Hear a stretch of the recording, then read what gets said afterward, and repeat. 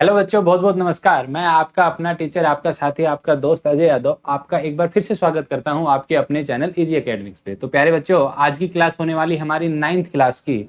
और 9th class में हम पढ़ रहे थे force and laws of motion. तो उसी सीरीज को हम कंटिन्यू करते हैं। उसमें आज एक नया सेशन ऐड करते हैं और उसके अंदर हम स्पेशली पढ़ने वाले हैं कंजर्वेशन ऑफ मोमेंटम।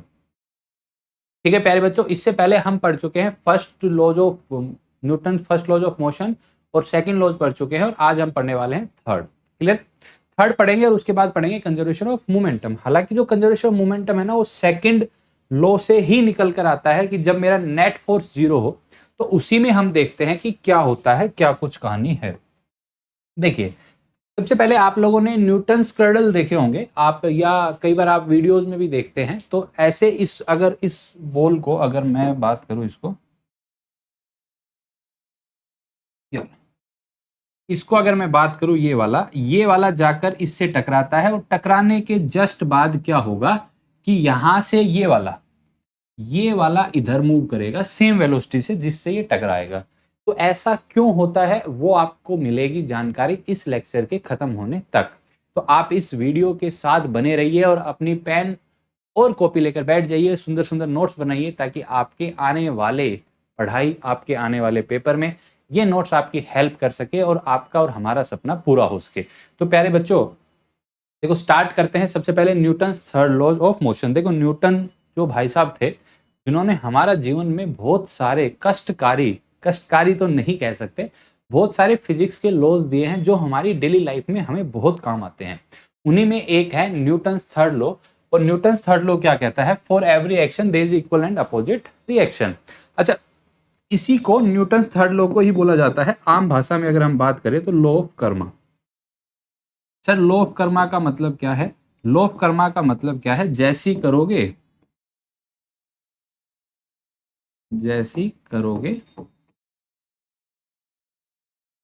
वैसी भरोगे।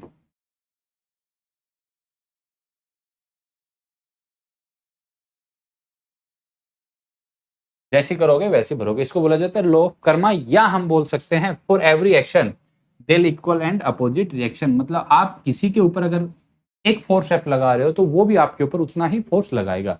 या लॉ ऑफ कर्मा इसलिए बोला जाता है कि जिसके साथ आप जैसा करोगे वैसा ही वो आपके साथ करेगा। इसको बोला जाता है लॉ ऑफ कर्मा, या हम बोल सकते हैं Newton third law of motion. तो देखो, Newton third law of motion क्या कहता है? For every action there is equal and opposite reaction. Sir, इसका मतलब क्या हुआ प्यारे बच्चों? इसका मतलब ये हुआ, मान लीजिए ये हमारे पास एक दीवार है। क्या है भैया? एक ये दीवार। और इस दीवार के ऊपर भैया मैं यहां से मान लो ये यहां से मैं एक फोर्स लगा रहा हूं ऐसे। ठीक है, तो देखो ये वाला इस दीवार के ऊपर फोर्स लगाएगा, एफ मान लो इधर लगाया। तो ये दीवार भी, जो दीवार है ना, सुंदर सी दीवार, ये दीवार इस पे एक इक्वल एंड अपोजिट फोर्स लगाएगी इस डायरेक्शन। क्लियर? इसी को बोला जाता है Newton third laws of motion. For every action there is equal and opposite reaction. Clear बात? अब देखो, अब इसका लाइव एग्जांपल देखें तो क्या है कि whenever a shell is fired from the tank. आपको ऐसे टैंक आपने देखे होंगे, वैसे नहीं देखे होंगे तो बॉर्डर मूवी में तो आपको देखे होंगे। बॉर्डर मूवी जो सनी देओल की है में देखे होंगे पक्का। फिर क्या होता है, इस टैंक से आपने ऑब्जर्व भी किया होगा, टैंक से जब हम किसी शेल को या गोला बारूद को हम फायर करते हैं तो मान लीजिए हमने इधर फायर किया। यार कोई चीज हमने इधर फायर की, वो कैसे हो सकते हैं यार इधर फायर? क्योंकि हमने इसके ऊपर एक फोर्स लगाया होगा। एक क्या लगाया होगा? फोर्स। अब हमने इसके ऊपर इधर फोर्स लगाया तो ये इक्वल एंड अपोजिट फोर्स लगाते हैं वापस टैंक पे। यानी इस जो ये टैंक भाई साहब है ना, इस वाले टैंक भाई साहब पे भी एक इक्वल एंड अपोजिट फोर्स लगता है। पर कहानी ये आएगी, सर ये तो बहुत स्पीड से जाता है और ये हल्का सा मूव होता है। बेटा वो इसलिए होता है क्योंकि टैंक का जो मास होता है ना, वो बहुत ज्यादा होता है इस सेल से। ठीक है, तो इसको हम बना लेते हैं। देखो प्यारे बच्चों, ये हमने बना ली यहाँ पे शेल। जितना फोर्स ये टैंक शेल पे लगाएगा उतना ही फोर्स शेल कहां पे लगाएगा? टैंक पे। क्लियर बात? इसीलिए हमारा whenever shell is fire from the tank it move backward. तो आपसे पूछा जाए क्यों, व्हाई, तो हम बोलेंगे ड्यू टू या according to Newton third laws of motion for every action there is equal and opposite reaction. Whenever we fired a shell then we apply a force on the cell, then according to third law of motion, shell is also apply a equal and opposite force on the tank. That's why tank move in the backward direction. यानी जितना tank इस cell के ऊपर force लगाएगा उतना ही ये cell tank के ऊपर लगाएगी। हालांकि जो ये सेल होती है ये स्पीड से जाती है और ये टैंक कम मूव होता है। कारण क्या होता है? क्योंकि टैंक का मास होता है ज्यादा। और यही हम पढ़ेंगे कि टैंक कम क्यों मूव होता है इस चैप्टर या इस वीडियो के एंड तक। आपको एंड तक आपको क्लियर पता चल जाएगा कि जो वेलोसिटी आएगी फायर होने के बाद वो इनवर्सली प्रोपोर्शनल होती है मास के। अगर मास बहुत ज्यादा है तो वेलोसिटी होगी कम, अगर मास है कम तो वेलोसिटी होगी ज्यादा। क्लियर बच्चों? तो उम्मीद करता हूं यहां तक आपको अच्छे से समझ में आ गया होगा। या अगर हम बात करें, आपने ड्रोन को उड़ते हुए देखा होगा, या ड्रोन की बात करें, हेलीकॉप्टर की बात करें, तो यार वो उड़ क्यों पाते हैं? तो आपको ध्यान से देखें। तो देखो हमने पढ़ा है कि भाई अर्थ किसी भी चीज को अपनी तरफ अट्रैक्ट करती है। तो यार इस ड्रोन को, जो ये सुंदर सा ड्रोन है, इस सुंदर से ड्रोन का एक वेट नीचे की तरफ लग रहा होगा जो लिखा जाएगा mg। तो सर जैसे पत्थर है, पत्थर पे अगर नीचे फोर्स लगता है तो नीचे गिर जाता है वो, ठीक है। तो ये क्यों नहीं गिर रहा? तो प्यारे बच्चों इसलिए नहीं गिर रहा, तो यहां पे ये लगे होते हैं ये वाले, इनको बोलते हैं, एक तरीके से बोल सकते हैं फैन बोल सकते हैं। क्या बोल सकते हैं? फैन। अब ये ऐसे रोटेट कर रहे हैं, तो रोटेट कर रहे होते हैं ना, तो यहां से ना एक बायंसी फोर्स लगता है अपवर्ड इस एयर की वजह से, या ये मैं बोलूं इस यहां से एक, ये जो पंख है ना इसके, ये वाले, ये यहां से एयर को काटते हैं और काटने के जेट इंजन टाइप होता है, और यहां से कट करने के बाद एक बायंसी फोर्स लगता है ऊपर की तरफ, और ये जो बायंसी फोर्स है ये मेरा बैलेंस करता है वेट को। या हम बोल सकते हैं air buoyancy force balance the weight of the drone. So we can write air buoyancy force, my god, air buoyancy force balance weight।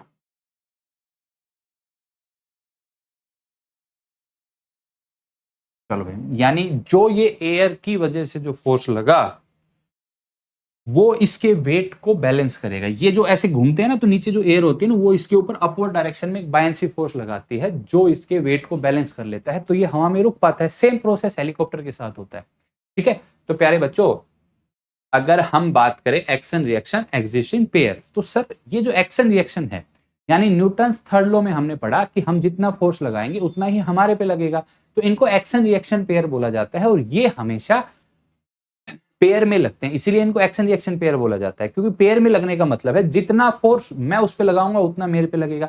Pair में तो लगते हैं, लेकिन ये याद रखना ये हमेशा दो डिफरेंट बॉडीज पे एक्ट होते हैं।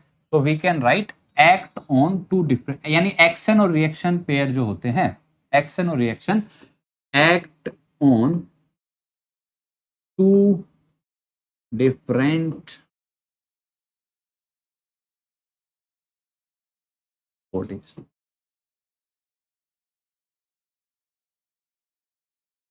यानी ये दो डिफरेंट बॉडी के ऊपर एक्ट होते हैं। सर कैसे? यार एक बात बताओ, मान लो ये मेरे पास सरफेस है और ये मेरे पास एक ब्लॉक पड़ा हुआ है। अब इस ब्लॉक, ये वाला, इस ब्लॉक के ऊपर, एक ब्लॉक के ऊपर एक, ये जो सरफेस है ना ये ऊपर लगाएगी नॉर्मल फोर्स, और जो ये ब्लॉक है ये इसके ऊपर नीचे लगाएगा नॉर्मल। अब देखो ये वाला नॉर्मल जो है ये लग रहा है ग्राउंड पे, और ये वाला जो नॉर्मल है ये लग रहा है कहां पे? ब्लॉक पे। तो बेटा आप ध्यान से देखोगे तो action reaction pair act on two different bodies. कौन सी दो डिफरेंट बॉडीज? जो कांटेक्ट में है उन दो डिफरेंट बॉडीज पे लगता है, इक्वल होता है मैग्नीट्यूड में और डायरेक्शन होता है अपोजिट। क्लियर बात? तो we can write these two forces are always equal in magnitude but opposite in direction. Action reaction act on two different object, जो हम बात कर रहे हैं कि एक्शन रिएक्शन पेयर हमेशा दो डिफरेंट बॉडीज पे लगता है। क्लियर बच्चों? तो यहां तक आप लोगों को अच्छे से समझ में आ गया होगा। अब आती है कहानी कोलिजन। देखो यार प्यारे बच्चों, कोलिजन का मतलब ही क्या है? कोलिजन का मतलब सर आसान भाषा में समझे तो टकराना है। क्या है? टकराना। तो इसका मतलब क्या बोल सकते हैं? अगर फिजिक्स के लैंग्वेज में बोले, इंग्लिश में बोले, तो क्या बोलेंगे? It is a interaction of two bodies when they will come in contact, यानी दो बॉडी जब कांटेक्ट में आती है तो जो इंटरेक्शन है उसको कोलिजन बोला जाता है। आसान भाषा में समझे तो यार दो बॉडी का आपस में टकराना कहलाएगा कोलिजन। आपने सड़क पे दो गाड़ियों को आपस में टकराते हुए देखा होगा, उसी को कोलिजन बोलते हैं। यार बैट से बॉल को हिट कर रहे हैं यार, उसको भी कोलिजन बोलेंगे। यार कैरम खेल रहे हैं, उसको हम हिट कर रहे हैं तो उसको भी क्या बोलेंगे, कोलिजन बोलेंगे। ऐसे मार के ना रानी को ले जाते हैं डायरेक्ट, तो उस प्रोसेस को क्या बोला जाता है, कोलिजन। क्या बोला जाता है, कोलिजन। आसान भाषा में समझे तो दो बॉडी का, दो ऑब्जेक्ट का टकराने को ही कोलिजन बोला गया है। फिजिक्स के टर्म में, इंग्लिश के टर्म में तो बोले तो बोल सकते हैं कि whenever any two object comes in contact then interaction will be known as collision, यानी दो ऑब्जेक्ट जब आपस में कॉन्टेक्ट में आते हैं तो उस इंटरेक्शन प्रोसेस को बोला जाता है कोलिजन। क्या बोला जाता है, कोलिजन। अब देखो ये कब होगा कोलिजन, ध्यान से सुनना। क्या है बच्चों, मान लो ये मेरे पास ऑब्जेक्ट ए है, इसको ये वाला ऑब्जेक्ट ए है और ये वाला ऑब्जेक्ट बी है। तो यार मान लो ये इधर जा रहा है वेलोसिटी इससे ए से, और ये वाला इधर जा रहा है वेलोसिटी बी से। तो यार कोलिजन होने के लिए मैं अगर मानूं यहां पे कोई एक्स्ट्रा फ्रिक्शन नहीं लग रहा है, देखो नो फ्रिक्शन, क्या बात करूं मैं, नो फ्रिक्शन।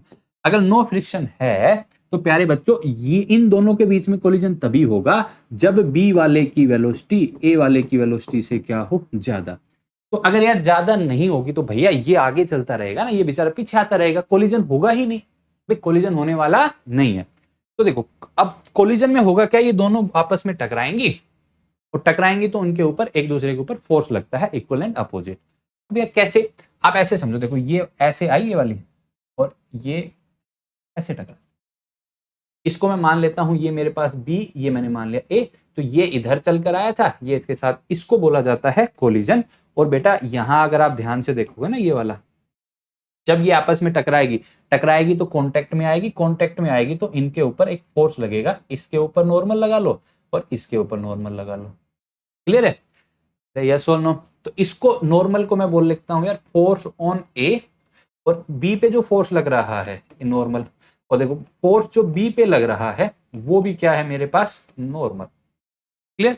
अब एक बात तो बेटा आपको समझ में आ रही होगी कि जो मैग्नीट्यूड की मैं बात कर रहा हूं, इनकी किसकी बात कर रहा हूं, मैग्नीट्यूड। क्लियर, यानी magnitude of force on A that is equal to magnitude of force on B, यानी ए और बी के ऊपर जो फोर्स लगेगा उसका मैग्नीट्यूड क्या होगा, सेम होगा। डायरेक्शन अपोजिट है यार, डायरेक्शन तो दिख ही रहा है।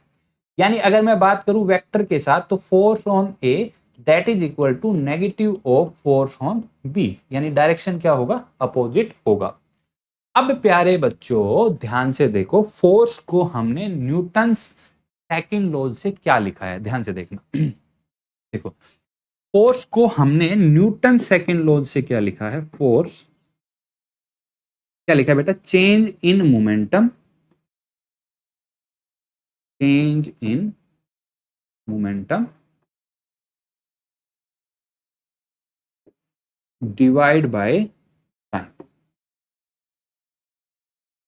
क्लियर बच्चों, या हम बोल सकते हैं फोर्स को हम ऐसे लिखते थे delta P divide by delta T, या हम बोल सकते थे rate of change of momentum that is equal to external force acted on it या force acted on it. Clear बच्चों। अब देखो फोर्स को हमने लिखा change in momentum divide by time. Clear. अब यार ऐसे समझो, ऐसे समझिए प्यारे बच्चों कि ये वाला टकराने से पहले ये वाला आ रहा था इनिशियल वेलोसिटी यू ए से, और ये जा रहा था इनिशियल वेलोसिटी यू बी से। अब टकराने के बाद ये जो बी वाला है, एक सेकंड इसको काला बना लेते हैं, रे कालू रे, ये बन गया कालू राम। ये कालू राम जो बन गया इसको हम बोल रहे हैं बी बॉल, और ये टकराने के बाद ये जाएगा वेलोसिटी बी से, और ये जो ए वाला भाइया था व्हाइट वाला, इसको व्हाइट बना लेते हैं, ये वाला जाएगा इधर वेलोसिटी वी ए से। ठीक है। तो यार मोमेंटम, पहली बात तो मोमेंटम क्या होता है, मोमेंटम लिखेंगे। देखो मोमेंटम की मैं बात करूं, देखिए मोमेंटम लास्ट लेक्चर में हम पढ़ भी चुके हैं। मोमेंटम क्या होता है भैया, मास इनटू वेलोसिटी, ये होता है momentum, mass into velocity. Clear है बात, अरे यस और नो।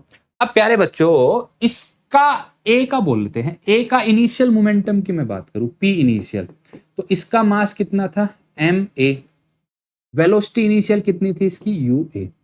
ठीक है प्यारे बच्चों। अच्छा, फाइनल मोमेंटम इसका मैं बात करूं पी फाइनल, तो ये क्या हो गया देखो, mass M A into V A, ये हो गया फाइनल मोमेंटम। चलो भाई, अरे बताइए यहां तक हुआ कि नहीं हुआ? चलो ये हुआ या नहीं हुआ? चलो भाई।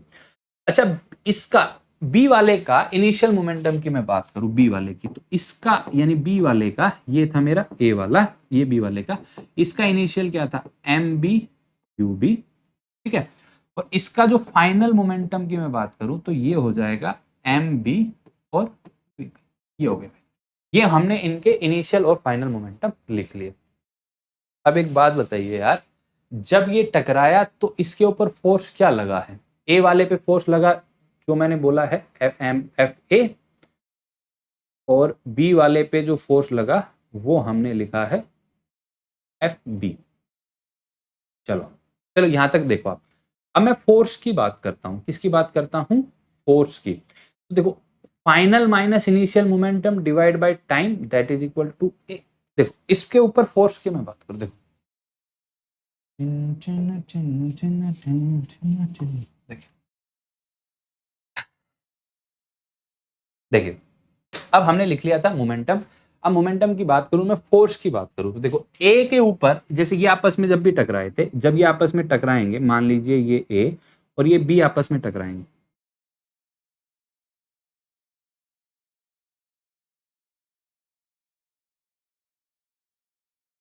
देखो इसको मैं लिख रहा हूं प्यारे बच्चों ए, और इसको लिख रहा हूं प्यारे बच्चों मैं बी। इसको 2 मिनट के लिए भूल जाइए, जो ये नीचे लिखा है ना, इसको 2 मिनट के लिए भूल जाइए।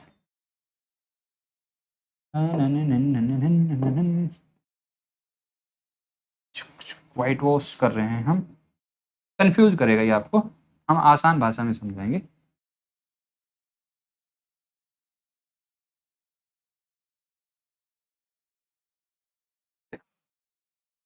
ठीक है, आसान भाषा में क्या समझाएंगे, हमने यार न्यूटन्स लॉ से क्या पढ़ा था ये बताइए, न्यूटन सेकंड लॉ से क्या पढ़ा था, कि जो फोर्स होता है वो क्या होता है, change in momentum divide by time. ये होता है या नहीं होता? पहली बात, अरे होता है या नहीं होता? चलो भाई, अब देखिए यार, जब ये टकराए तो देखो इनके ऊपर जो फोर्स लगा, इस ए के ऊपर फोर्स इधर लगा और इसके ऊपर फोर्स इधर लगा, मैंने नॉर्मल बोला था इसको। तो अगर मैं इस पूरे को सिस्टम मान लूं, इस पूरे को मैंने क्या मान लूं, मैं इसको सिस्टम, यानी ये दोनों एक ही बात है। अब इनके ऊपर यार जो ये फोर्स लग रहा है, तो ये इक्वल एंड अपोजिट लग रहा है, या मैं बोल सकता हूं force on A that is equal to negative of force on B. अरे यस और नो?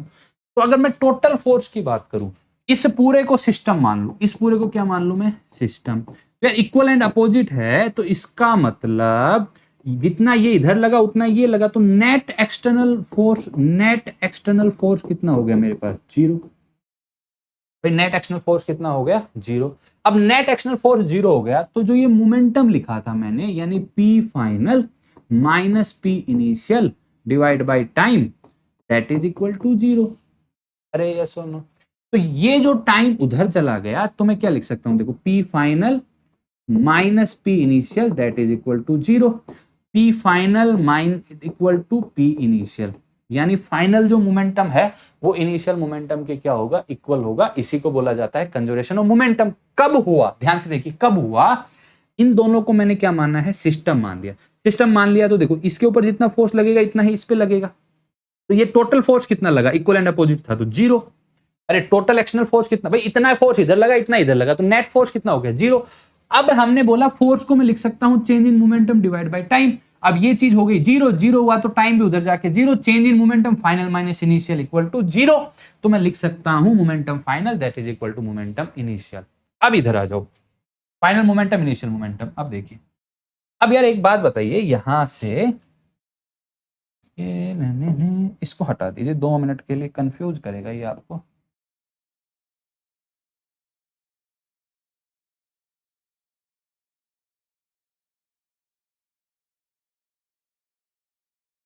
अब देखिए, अब यहां से एक चीज निकल के आई, पहले बच्चों क्या निकल के आई, जो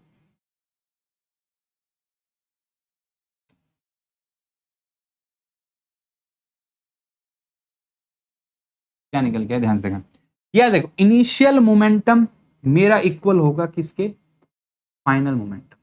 अब यार इनिशियल मोमेंटम क्या था याद करना, देखो इसका ये था, इसका ये था, तो टोटल बिफोर कोलिजन ये मोमेंटम क्या हो गया, बिफोर कोलिजन, और ये क्या हो गया, फाइनल। तो देखो P initial equal to P final, तो क्या लिख सकता हूं, MA/UA plus MB/UB equal to MA/VA plus MB/VB। तो देखो ये क्या हो गया, initial momentum of ball A, initial momentum of ball B, final momentum of ball A, और ये क्या हो गया, final momentum of the ball P. तो प्यारे बच्चों हम क्या लिख सकते हैं, क्या ये वाला कि बिफोर कोलिजन यानी टोटल मोमेंटम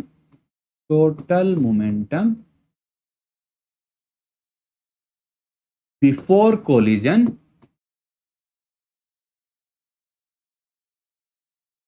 वो कितना है, MA/UA प्लस MB/UB, वो मेरा इक्वल होगा किसके, टोटल मोमेंटम आफ्टर कोलिजन। यानी प्यारे बच्चों MB/VB और MA/VA, यहां से ये निकल के आ गया। देखो ये क्या हो गया मेरे पास, इनिशियल मोमेंटम बॉल ए, ये initial momentum of ball B, ये initial final momentum of ball A, और ये final momentum of the ball B. इसको बोलते हैं कंजर्वेशन ऑफ लीनियर मोमेंटम। ठीक है, तो हम बोल सकते हैं in an isolated system where there is no external force the total momentum remain conserved. Conserve मतलब बिफोर कोलिजन और आफ्टर कोलिजन, यानी इंटरेक्शन से पहले और इंटरेक्शन के बाद का मोमेंटम कंजर्व रहेगा। चलो भाई, अब यही कहानी न्यूटन क्रेडल में होती है। क्या होगा, देखिए इनिशियल मोमेंटम इसका कितना हो जाएगा, मास इनटू वेलोसिटी u, मान लो u से आया, ये इससे टकराया, अब टकराने के बाद क्या होता है, यहां से अब देखो सबसे पहले क्या होगा, ये सेम मोमेंटम इसको ट्रांसफर करेगा, ये वाला फिर इसको ट्रांसफर करेगा, ये वाला इसको करेगा, ये वाला इसको करेगा, और ये वाला फाइनली इसको कर देगा। अब मास सेम है तो ये वेलोसिटी भी क्या होगी, सेम होगी।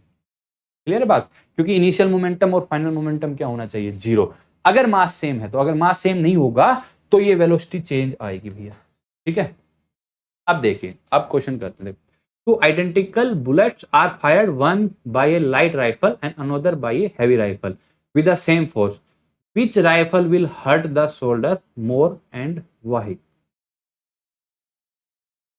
देखिए अब आप आ जाइए, पहले गन पे आ जाइए। देखो अब ये एक्चुअल में जो गन से जो बुलेट फायर होती है वो इंटरनल फोर्सेस की वजह से होती है, इंटरनल फोर्सेस की, एक्सटर्नल फोर्स कुछ नहीं होता। अब देखो ये बुलेट हमने, देखो एक्सटर्नल फोर्स क्या है, जीरो है, इसका मतलब P इनिशियल मेरा इक्वल होगा P फाइनल के। अब देखिए P इनिशियल क्या है, ये बुलेट गन में थी और दोनों रेस्ट में थे, दोनों किस में थे, रेस्ट में थे। तो प्यारे बच्चों हम लिख सकते हैं क्या, इनिशियल मोमेंटम क्या है मेरा, जीरो। अब एक्सटर्नल फोर्स जीरो है तो इसका मतलब फाइनल मोमेंटम भी क्या होना चाहिए, फाइनल मोमेंटम भी बच्चों क्या होना चाहिए, क्या होना चाहिए, जीरो। अब मैंने इसको देखो, मान लो फाइनल जीरो होना चाहिए, इसको हमने इधर फायर कर दिया u से, तो इसका मोमेंटम इधर हो गया कितना, mu, इधर मान लिया। क्लियर है, अब इस वाले डायरेक्शन को मैं पॉजिटिव मान रहा हूं। अब देखो जीरो आना चाहिए, तो ये मास m है, ये वाली जीरो होने के लिए अगर ये गन इधर आई तो जीरो होगा नहीं, ये अपोजिट डायरेक्शन में जाएगी तब मोमेंटम जीरो होने के चांस है। तो मैं मान लेता हूं कि ये गन जाएगी इधर, जिसकी वेलोसिटी क्या होगी, v, तो मैं लिख सकता हूं mass into V that is equal to zero. तो यहां से mass of that equal to mv। अब एक बात बताइए यार, ये जो वेलोसिटी है ये किसकी है, गन की, किसकी वेलोसिटी है, ये वेलोसिटी ऑफ गन। अब यार यहां से वेलोसिटी ऑफ गन क्या लिखा जाए, देखो मास, ये बुलेट का mass into velocity of bullet divide by mass of gun is equal to V. अब क्या बताइए, ये मास ज्यादा है तो ये चीज क्या आएगी, कम। भाई गन का मास बुलेट से क्या होगा, ज्यादा, तो डिवाइड करने वाली चीज क्या है, ज्यादा, तो ये वाली चीज क्या आएगी, कम। क्या आएगी, कम। तो हम लिख सकते हैं कि जो गन की जो वेलोसिटी आएगी वो इनवर्सली प्रोपोर्शनल होती है उसके मास के। किसके, मास के। तो देखो अगर ये मास हुआ ज्यादा तो वेलोसिटी क्या होगी, कम। तो हमारे कंधे पे जो फोर्स लगेगा या जो एफर्ट कंधे पे बैक जो मारेगी वो कम स्पीड से मारेगी, तो हमें हर्ट कम होगा। कब, अगर मास है ज्यादा। मास, क्योंकि मास हुआ ज्यादा तो ये वेलोसिटी हुई कम। अगर वेलोसिटी कम हुई तो जो पीछे आएगी वो धीरे आएगी, धीरे आएगी तो कंधे पे हमें ज्यादा हर्ट करने वाली नहीं है। अगर ये मास कम हो जाएगा, अगर ये चीज कम होगी तो ओवरऑल चीज बढ़ जाएगी, तो वेलोसिटी क्या होगी, तेज। तो यानी वो जो चीज, यानी जो राइफल है वो स्पीड से जाएगी, स्पीड से जाएगी तो कंधे पे ज्यादा फोर्स या ज्यादा हर्ट करेगी। क्लियर बात। तो प्यारे बच्चों, उम्मीद करता हूं आप लोगों को आज का जो लेक्चर है, प्यारा सा जो लेक्चर था, आप लोगों को बड़े अच्छे से समझ में आएगा। और प्यारे बच्चों, जितना भी आपको अगर किसी पॉइंट में आपको दिक्कत लगती है तो वीडियो को बैक करके आप अच्छे से देख सकते हो, नोट्स बना सकते हो। फिर भी अगर आपको डाउट रह जाता है तो आप कमेंट बॉक्स में हमसे पूछ सकते हो। हम आपके लिए 24 आवर्स अवेलेबल हैं, क्योंकि प्यारे बच्चों आप हो तो हम। तो हमारे चैनल को बच्चे सब्सक्राइब करिए, लाइक करें, शेयर करें, और अपनी क्लास में अपने दोस्तों को, अपने पड़ोस में, अपने रिश्तेदारों को, जिनको भी, जो बच्चे पढ़ाई कर रहे हैं 9 से 12, उनको आप हमारे चैनल का लिंक भेज सकते हो, ताकि वो भी आपकी तरह फ्री में एजुकेशन का लाभ उठा सके। यही हमारा सपना है। आपका सपना पूरा होगा तभी हमारा सपना पूरा होगा। तो आप और हम दोनों मिलकर अपने अपने सपनों को पूरा करते हैं। जय हिंद, जय भारत।